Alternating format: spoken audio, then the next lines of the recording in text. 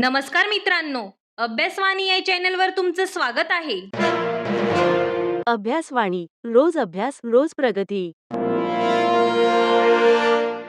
भारतातील सर्वात मोठ्या बँकांपैकी एक बँक म्हणजे HDFC बँक अचानक चर्चेत आली आहे. चेअरमनचा अचानक राजीनामा, मोठ्या अधिकाऱ्यांना बाहेर काढलं आणि शेअर्सचा घसरलेला ग्राफ, या सगळ्या गोष्टींमुळे गुंतवणूकदार अगदी टेन्शनमध्ये आहेत की अजून किती नुकसान होईल हे सांगता येत नाही. पण RBI म्हणते की ऑल इज वेल, म्हणजे टेन्शन घ्यायची गरज नाही. HDFCचे चेअरमन यांनी राजीनामा देताना एक शब्द वापरला होता, तो म्हणजे एथिक्स. त्यांना नेमकं काय म्हणायचं होतं? त्यांनी राजीनामा का दिला? बँकेत नेमकं काय चाललंय? आणि तुमचे पैसे सुरक्षित आहेत का? हे सगळं आपण आजच्या व्हिडिओमध्ये पाहणार आहोत. या सगळ्याची सुरुवात झाली गेल्या आठवड्यात. HDFC बँकेचे पार्ट टाइम चेअरमन अथनू चक्रवर्ती यांनी 17 मार्चला अचानक राजीनामा दिला. त्यांचा बराच कार्यकाळ शिल्लक असताना तडकाफडकी दिलेल्या या राजीनाम्यामुळे सगळ्यांनाच धक्का बसला. ते राजीनामा देताना असंही म्हणाले की गेल्या 2 ते 3 वर्षांमध्ये बँकेत जे घडलं, जे काही मी पाहिलं, ते माझ्या वैयक्तिक मूल्यांशी आणि नैतिकतेशी जुळत नाही. यामध्ये त्यांनी ना कुणाचं नाव घेतलं, ना कुठली विशिष्ट घटना सांगितली. मात्र तरीही बँकेत काहीतरी लोचा सुरू आहे असं सगळ्यांच्या लक्षात आलं आणि यामुळे बँकेची प्रचंड नाचक्की झाली. चक्रवर्ती यांच्या बोलण्याला सिरियसली घेणं गरजेचं आहे, कारण ते 85च्या बॅचचे IAS ऑफिसर आहेत.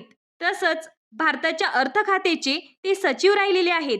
पण त्यांच्या कार्यकाळातच HDFC बँक आणि HDFC कंपनीची ऐतिहासिक मर्जंट डील झाली. त्यामुळे ही बँक देशातली दुसरी सगळ्यात मोठी बँक बनली होती. अजून 2027 पर्यंत त्यांचा कार्यकाळ बाकी होता.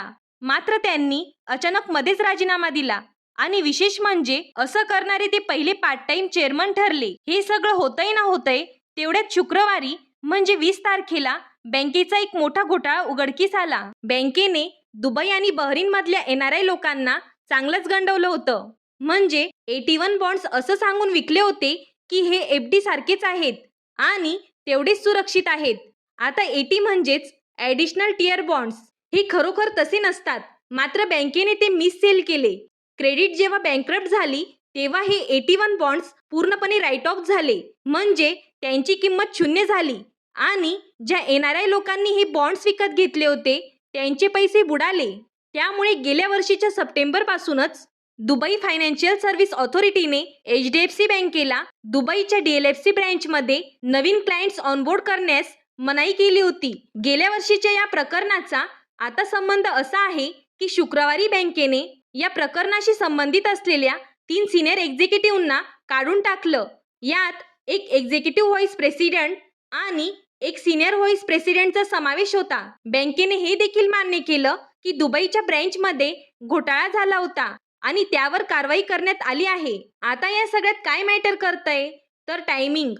चक्रवर्ती यांच्या राजीनाम्यानंतर 2च दिवसात बँकेने ही कारवाई केल्यामुळे त्यांच्या राजीनाम्याचा आणि या प्रकरणाचा काही संबंध आहे का असा प्रश्न उपस्थित होतोय. बँकेचे CEO जगदीशन यांनी जे उत्तर दिलं ते अगदी बडे बडे बँको में ऐसे छोटे छोटे मॅटर होते रहते हैं अशा टाईपचं होतं. मीडियाने दिलेल्या माहितीनुसार चक्रवर्ती आणि काही सहकाऱ्यांमध्ये मोठ्या प्रमाणात मतभेद होते आणि ते तीव्र झाल्यामुळे त्यांनी राजीनामा दिला.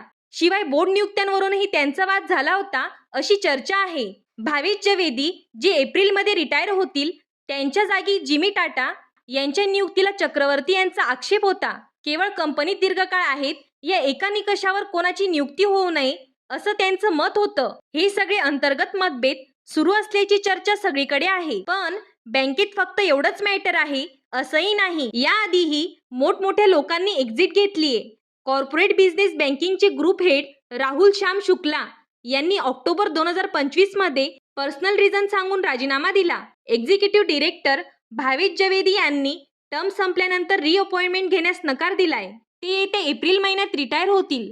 विनय राजदान हे HR ऑफिसर होते.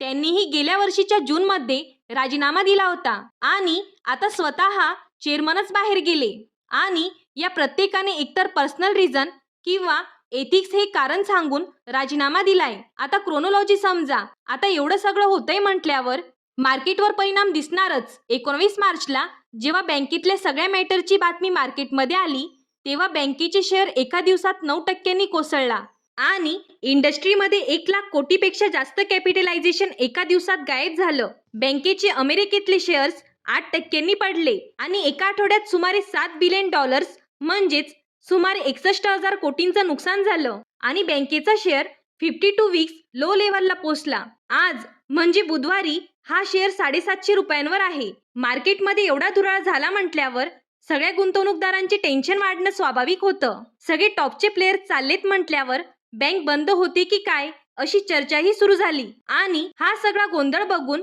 आरबीआयने पुढे येत सांगितलं की टेन्शन घ्यायची गरज नाही. बँकमध्ये सगळं ओके मध्ये आहे. रिझर्व्ह बँकेने एचडीएफसीला DSIB या विशेष कॅटेगरीमध्ये ठेवलंय, म्हणजे डोमेस्टिक सिस्टमॅटिकली इम्पॉर्टंट बँक. म्हणजेच या बँकेचे फायनान्शियल मजबूत आहेत, लिक्विडिटी चांगली आहे आणि बँकेच्या कामकाजाबद्दल कोणतेही मटेरियल कन्सर्न्स नाहीत. यासोबतच आरबीआयने के मिस्त्री यांना 3 महिन्यांसाठी अंतरिम चेअरमन म्हणून देखील मंजुरी दिली आहे. 71 वर्षांचे मिस्त्री हे यापूर्वी HDFC लिमिटेड कंपनीत होते. ते म्हणाले, बँकेच्या कामकाजाबद्दल मला काही शंका असती तर मी हे पद स्वीकारलंच नसतं. तर बघा, त्यांचं स्टेटमेंट जरा आश्वासक आहे. तेवढंच नाही तर बँकेची आकडेवारी देखील चांगलीच दिलासादायक आहे.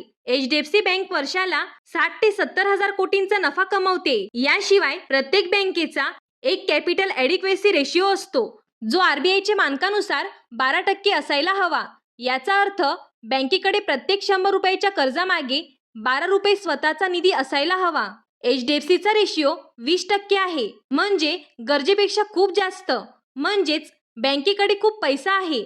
शिवाय HDFC बँकेचे नॉन परफॉर्मिंग असेट्स केवळ 0.4%, म्हणजे प्रत्येक 100 रुपयांच्या कर्जामागे केवळ 40 पैसे थकलेत. शिवाय बँकेचा Q3 मधला निव्वळ नफा 12% वाढला आहे. एकूणच या आकडेवारीमुळे लक्षात येतंय की बँक सध्या उत्तम स्थितीत आहे.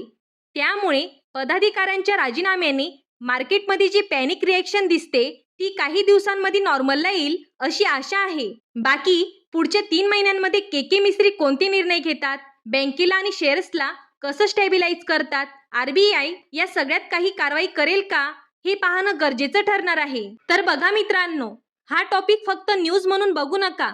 एक्झामच्या दृष्टीने हा खूप इम्पॉर्टंट आहे, कारण या एक केसमधून आपल्याला 4 मोठे कन्सेप्ट समजतात आणि तेही अगदी सोप्या पद्धतीने.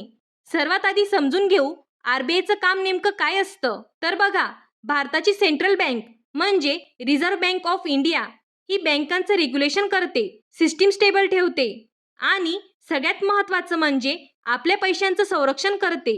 म्हणूनच जेव्हा अशा प्रकारचा इश्यू येतो तेव्हा आरबीआय पुढे येऊन क्लिअर करतं सगळं कंट्रोलमध्ये आहे. आता इथूनच पुढचा कन्सेप्ट येतो, बँकिंग इथिक्स म्हणजे काय. तर बघा, बँक चालवताना प्रामाणिकपणा आणि नियमांचं पालन करणे.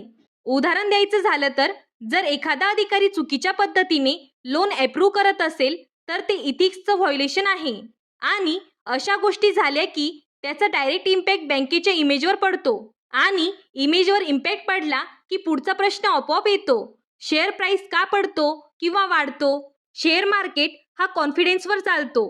पॉझिटिव्ह न्यूज आली की प्राइस वाढते आणि निगेटिव्ह न्यूज आली की प्राइस खाली येते. जसं या केसमध्ये झालं, लीडरशिप इश्यू समोर आला, इन्व्हेस्टर्स घाबरले आणि शेअर प्राइस खाली आला. पण इथेच लोकांचा सर्वात मोठा प्रश्न येतो, आपले पैसे सेफ आहेत का. तर याचं उत्तर समजून घ्या. आरबीआय सतत मॉनिटरिंग करतं, बँक्सवर स्ट्रिक्ट रूल असतात आणि 5 लाखांपर्यंत इन्शुरन्स प्रोटेक्शन असतं. म्हणजेच सिस्टीम ही पूर्णपणे अनकंट्रोल नाहीये. म्हणून एक गोष्ट कायम लक्षात ठेवा, शेअर प्राइस पडणं म्हणजे बँक बुडणं नाही. पण गव्हर्नन्स इश्यूज आले तर इन्व्हेस्टर कॉन्फिडन्स कमी होतो आणि त्याचा परिणाम मार्केटवर दिसतो. त्यामुळे पॅनिक होण्यापेक्षा कन्सेप्ट समजून घेणं महत्त्वाचं आहे. आणि एक्झामसाठी तर हा टॉपिक करंट अफेअर्स, इकॉनॉमी आणि बँकिंग या तिन्ही दृष्टीने खूप महत्त्वाचा आहे. तर मित्रांनो, अशाच प्रकारे करंट अफेअर्सचे डीप ॲनालिसिस आणि एक्झाम ओरिएंटेड व्हिडिओज पाहिजे असतील तर चॅनलला नक्की सबस्क्राईब करा आणि हा व्हिडिओ तुमच्या मित्रांसोबत शेअर करा. थँक्यू. अभ्यासवाणी, रोज अभ्यास रोज प्रगती.